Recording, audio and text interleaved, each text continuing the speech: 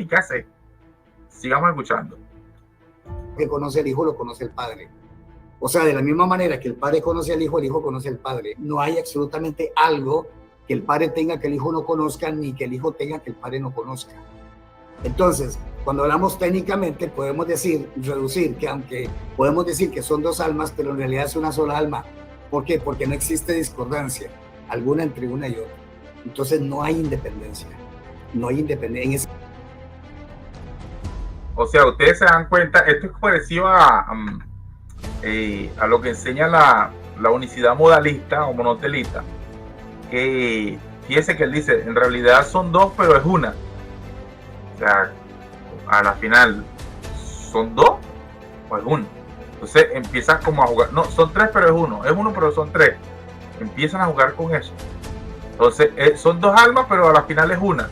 Pero son dos, pero es que técnicamente, ¿qué es eso? O sea, ¿qué es eso?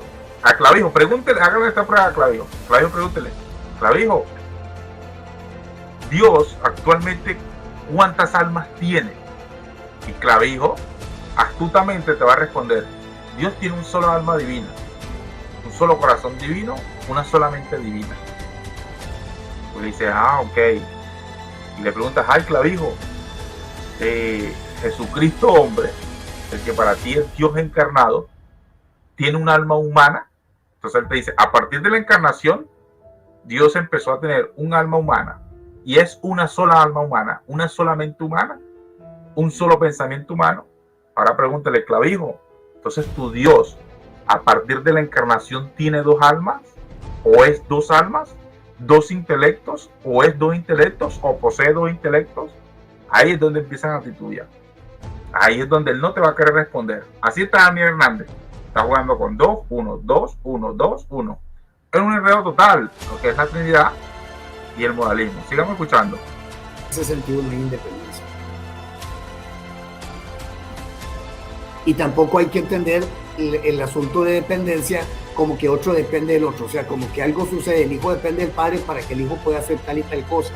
Todas esas limitaciones, Villegas, que se dieron a causa de la kenosis, cosas que ustedes no manejan, por supuesto, para nada. Todos los unitarios niegan la kenosis. Niegan la kenosis y niegan la nueva hipostasis.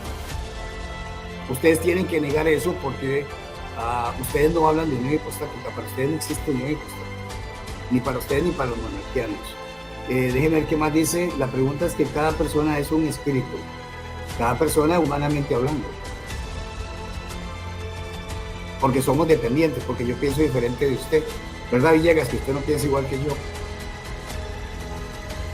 Fíjense que él dijo, cada persona humanamente hablando, pero Villegas, lo que le estás preguntando a nivel de lo que es la divinidad o lo que es Dios, ¿no? A lo que ellos llaman Dios tras persona. A eso se está refiriendo Villegas. Entonces él dice, no, humanamente hablando, cada uno es un espíritu, pero realmente lo que no quiere confesar ahí Daniel Hernández es que él tiene tres espíritus. Y entonces, si son tres espíritus, son tres espíritus santos. De la Trinidad hay tres espíritus santos. Con eso se lo digo todo. Sigamos escuchando porque ya casi me voy. Si usted pensara, pregunto, si usted pensara igual que yo, a la misma velocidad que yo, si el contenido de tu pensamiento es el mismo, si la manera de razonar es exactamente y perfectamente la misma, usted hablaría de dos almas. ¿En qué sentido son dos? Si piensan igual. Porque es una misma esencia. Una misma esencia. Fíjense que él está hablando de razonar y se lo aplica a la esencia. O sea, él está hablando de una esencia abstracta que razona. O sea, ustedes están escuchando eso y viendo eso. Él está hablando de una esencia abstracta que razona. O sea, entonces la pregunta es la misma pregunta que hay que hacerle a Clavijo. ¿Cuáles son las características por las cuales se le llama persona? O sea, ¿qué lo hace que usted le llame persona? No es precisamente eso, la capacidad de razonar. Por eso usted dice tres personas distintas. Entonces, si persona, por ejemplo, no es que nosotros llamamos a Dios persona, no es porque nos estemos refiriendo a que sea humano, sino por la capacidad de razonar, la capacidad de sentir, la capacidad de pensar por tener todas esas características, por tener voluntad, por todo eso. Entonces, si por eso fue que se le introdujo, o ustedes introdujeron la palabra persona hacia Dios, entonces, ¿cómo luego tratas de hablar de una sustancia abstracta que razona, que piensa, que tiene intelecto, que tiene alma? Todo lo que ustedes mismos han agarrado y se lo han colocado a Dios para llamarle persona, ¿verdad? A cada una y ponerlas distintas. Y luego ahora dice, ¿verdad?, que esa sustancia abstracta tiene todas esas capacidades, pero no es una persona, es una sustancia abstracta. O sea, es una locura. O sea, es una contradicción total que tienen entre ellos mismos. O sea, ellos mismos se contradicen. Daniel Hernández se está contradiciendo con él mismo también. Esto es tremendo de esta gente, porque es que cuando se inventaron esas mentiras unión hipostática, yo creo que lo hicieron con personas que no tenían la capacidad de razonar. Y cuando vieron las personas, cuando salieron los que tenían capacidad de razonar, ¿qué hicieron? Los asesinaron. Así.